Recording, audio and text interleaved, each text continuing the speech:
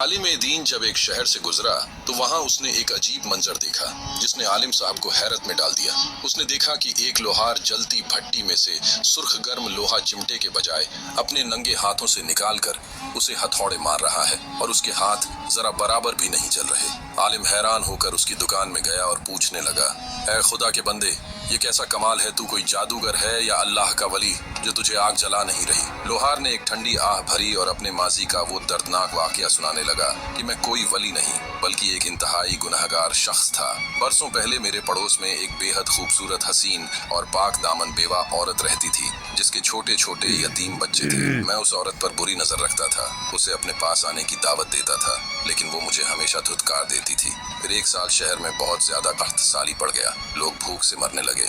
एक रात वो औरत मेरे दरवाजे पर आई और रोकर बोली, मेरे बच्चे भूखे हैं, उन्होंने 3 दिन से कुछ नहीं खाया, खुदा के वास्ते मेरी मदद करें, मुझे थोड़ा सा अनाज दे दें ताकि मेरे बच्चों की भूख मिट सके। मुझे उस रात मौका मिल गया। मैंने उसकी मजबूरी का फायदा उठाना चाहा। मैंने कहा, अनाज तुम्हें दे दूंगा, लेकिन मेरी एक शर्त तुम्हें माननी पड़ेगी। वो घबरा कर 2 कदम पीछे हट गई और बोली, क्या शर्त? मैंने अपनी शर्त बताई, तुम्हें आज रात खुद को मेरे हवाले करना पड़ेगा। औरत ये सुनकर कांप उठी और रोती हुई वापस चली गई। 2 दिन और गुजर गए। तीसरे दिन वो फिर मेरे दरवाजे पर आई। उसकी हालत पागलों जैसी थी। उसने रोते हुए कहा, मेरे बच्चे मर रहे हैं, मैं तेरी शर्त मानने को तैयार हूँ, बस मुझे खाना दे दे। लोहार आलिम को बताने लगा। मैं उसे कमरे में ले गया और दरवाजा अंदर से लॉक कर दिया। फिर जैसे ही उसके करीब जाकर बैठा तो मैंने देखा कि उसका पूरा जिस्म कांप रहा था। वो आसमान की तरफ देख कर रो रही थी। मैंने पूछा, अब क्यों कांप रही हो? दरवाजा तो लॉक है, हमें यहाँ कोई नहीं देख रहा। फिर उसने जो जवाब दिया ना, उस जवाब ने मुझे हिलाकर रख दिया। वो आसमान की तरफ हाथ की उंगली उठाकर बोली,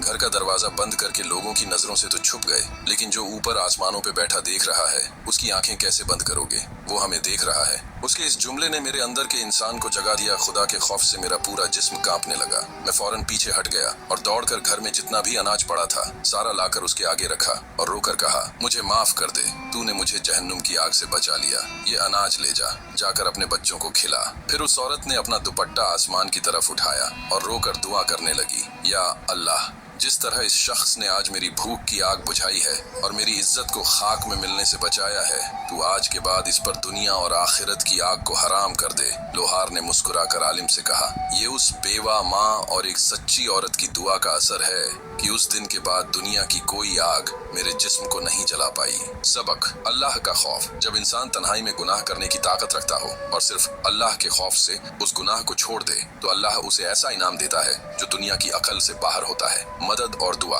किसी मजबूर की मजबूरी का फायदा उठाने के बजाय अगर उसकी मदद की जाए तो वो दुआ तकदीर बदल देती है।